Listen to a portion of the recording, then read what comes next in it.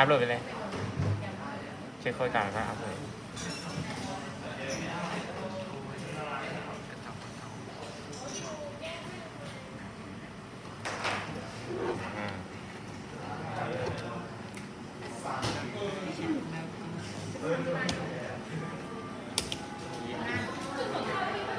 นี่อันนี้ชื่อเดียวกันโค้ดเดียวกัน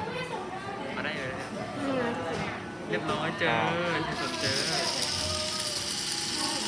1 2 ล้อโอเค